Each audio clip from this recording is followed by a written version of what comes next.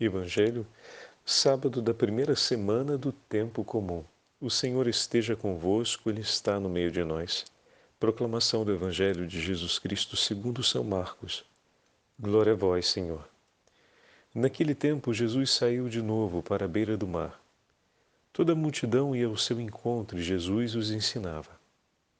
Enquanto passava, Jesus viu Levi, o filho de Alfeu, sentado na coletoria de impostos, e disse-lhe: Segue-me. Levi se levantou e o seguiu. E aconteceu que, estando à mesa na casa de Levi, muitos cobradores de impostos e pecadores também estavam à mesa com Jesus e seus discípulos. Com efeito, eram muitos os que o seguiam. Alguns doutores da lei, que eram fariseus, viram que Jesus estava comendo com os pecadores e cobradores de impostos.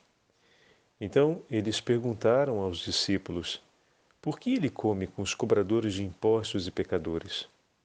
Tendo ouvido Jesus a pergunta, respondeu-lhes: Não são as pessoas sadias que precisam de médico, mas as doentes. Eu não vim para chamar justos, mas sim pecadores. Palavra da salvação. Glória a vós, Senhor. Sábado da primeira semana do tempo comum, em nome do Pai, do Filho e do Espírito Santo. Amém. Queridos irmãos e irmãs, a Santa Liturgia nos dá a graça de seguirmos com a meditação do segundo capítulo do Evangelho de São Marcos. E hoje a liturgia nos apresenta o chamado vocacional de Mateus. Juntamente com o chamado vocacional de Mateus, hoje a Igreja tem a alegria de celebrar a memória de Santo Hilário de Poitiers, a memória facultativa desse grande bispo que combateu duramente a heresia do arianismo, que negava a natureza divina ao Filho de Deus. Foi um grande trabalho, o trabalho de Santo Hilário, na defesa da fé, a fim de que não houvesse distanciamento em relação ao ensinamento dos apóstolos. Santo Hilário dedicou a sua inteira vida, sofreu o exílio, foi perseguido, mas veja, quando exilado no Oriente, se dedicou ao estudo da língua grega, das tradições orientais e enriqueceu ainda mais a sua experiência e o seu conhecimento teológico, filosófico, artístico, linguístico, para defender com ainda mais vigor os valores da fé. Então vejam, meus irmãos, como é que uma situação difícil, trata-se de um exílio, vivida com a total, plena confiança no Senhor, com uma entrega total de vida ao Senhor, rende frutos infinitos, incalculáveis. Às vezes, no itinerário da vida, no serviço a Deus, provamos contrariedades e momentos difíceis. E pode vir a menos, seja o otimismo, seja a confiança, acreditando que se trata de um bug no cuidado de Deus em relação a gente. Não, não pensa assim. Se o Filho do Senhor foi perseguido e sofreu tudo o que sofreu, como não sofrerão também os seus discípulos? Mas se sofremos, não sofremos sozinhos, porque estamos unidos ao Senhor e o Senhor está conosco. Sofremos e vivemos com Ele e por Ele. E desse modo, o Senhor será glorificado, porque a força presente na fragilidade do seu discípulo é a evidência da presença de Deus. Assim, cada um dos discípulos de Cristo no mundo testemunha a força do nome do Senhor, o poder do nome do Senhor. Pois na fragilidade de cada um, fazemos ver que o que nos sustenta é realmente o Espírito Santo. São os dons que recebemos da parte do Senhor. Como é bom ouvirmos hoje no Evangelho o Senhor dizer claramente Não são as pessoas sadias que precisam de médicos, mas os doentes. Eu não vim para chamar os justos, mas vim em busca dos pecadores. Eis que o bom pastor caminha no meio do seu povo. Eis que o Senhor veio para encontrar aqueles que estão perdidos, aqueles que estão sofrendo. O Senhor veio para nos chamar para si.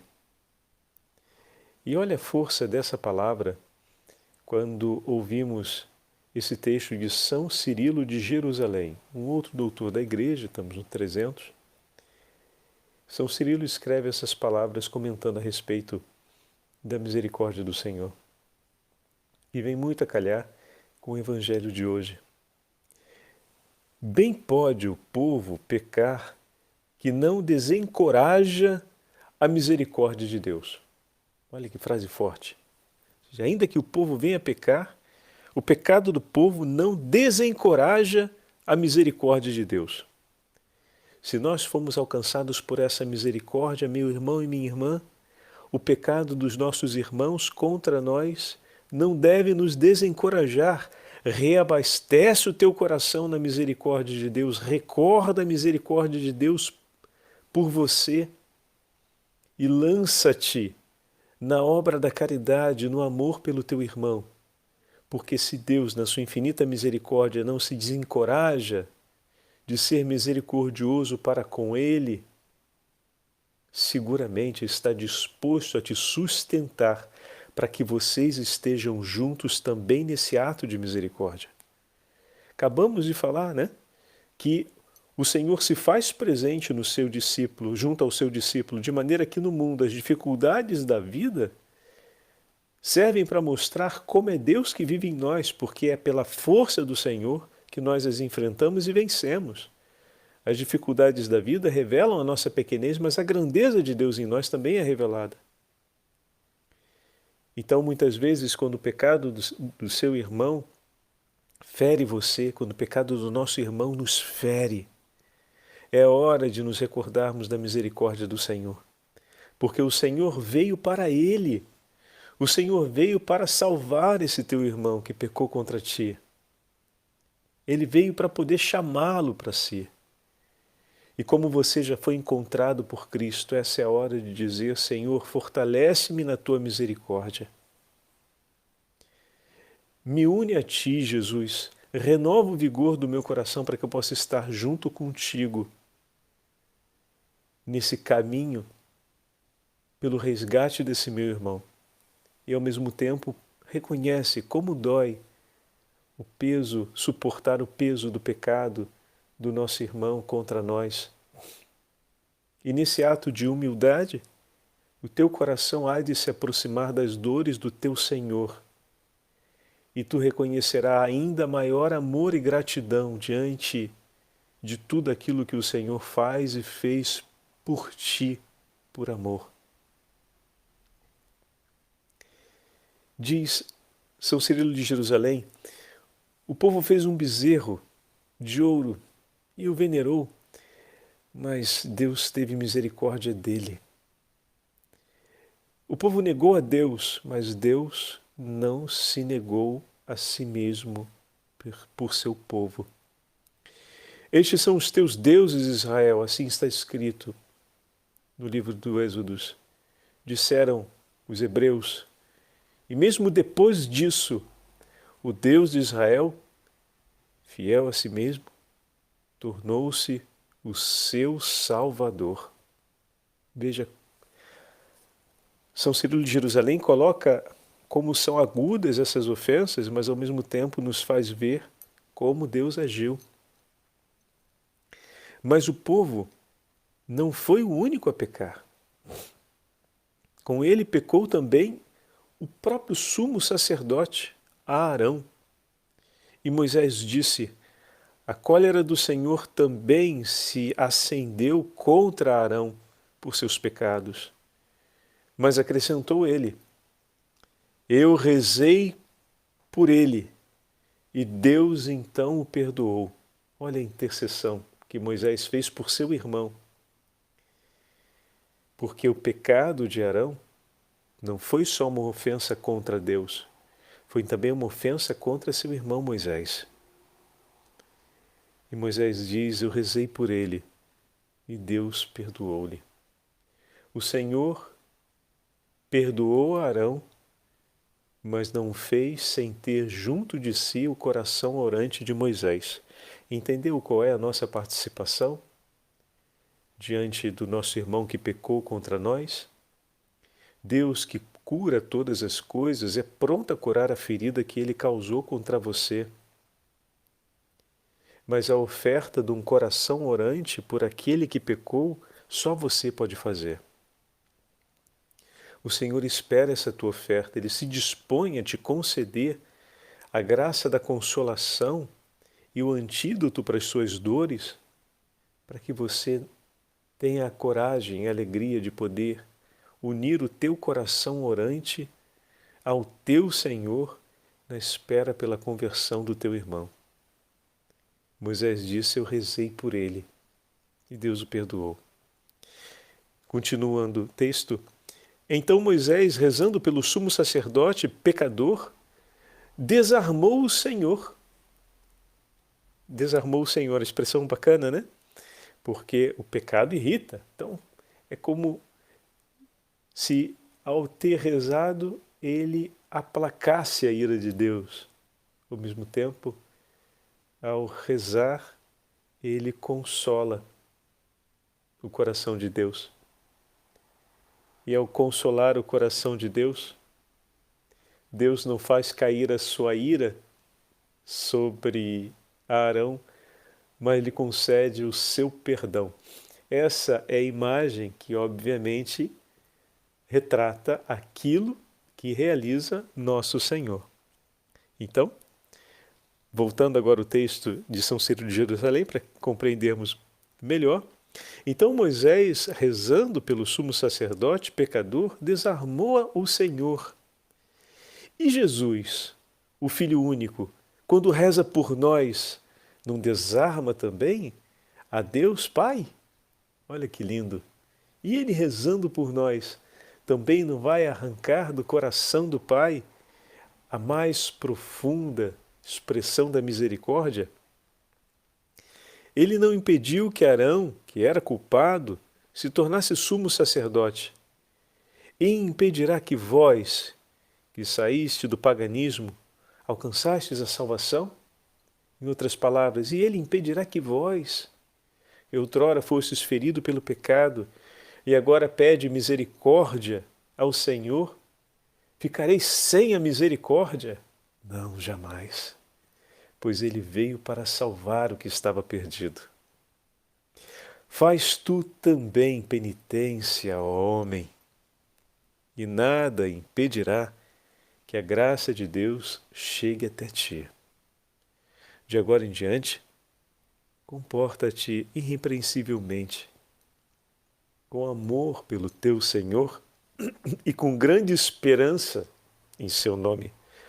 Porque Deus ama verdadeiramente os homens e ninguém poderá dar uma explicação plausível para esse grande amor. Mesmo que todas as línguas fossem agrupadas, ainda assim não conseguiriam dar uma explicação sequer parcial da misericórdia infinita de Deus por nós. Eu vim para buscar os pecadores. Eu vim para chamá-los à conversão.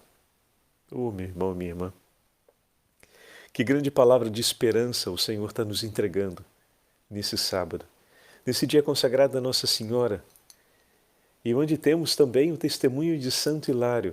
Olha o que escreve Santo Hilário de Poitiers em um dos seus textos, no Tratado sobre a Santíssima Trindade. Ele faz essa apresentação, é o início da oração dele. Mas ela é muito significativa, porque fala da entrega e da confiança na misericórdia. Estou bem consciente, escreve Santo Hilário, estou bem consciente, Deus Pai Todo-Poderoso, de ser a vós que eu devo consagrar a tarefa mais importante da minha vida, Que todos os meus pensamentos e minhas palavras falem de vós, meu Senhor. O dom da palavra que me concedestes não pode ter maior recompensa que a de vos servir na pregação e demonstrar ao mundo que ignora ou aos hereges que negam que sois Pai do Deus unigênito. Apesar de ser esta a única manifestação da minha vontade, ou seja, apesar de toda a vontade do coração dele se concretizar nesse único desejo, né, de que todos os seus pensamentos, palavras e obras sejam para anunciar o nome do Senhor, o que a gente poderia dizer, nossa, esse é um grande propósito, né? Então ele está dizendo, apesar de ser esta a única manifestação da minha vontade, é preciso suplicar o auxílio da vossa misericórdia. Olha que ato de entrega. Impressionante, né? Beleza da igreja. A gente vai ouvir essas palavras, obviamente, ou melhor, essa ideia, em outras palavras, em outra composição, ao longo da vida de diversos santos, especialmente de Santa Faustina, do nosso tempo, a mesma intensidade.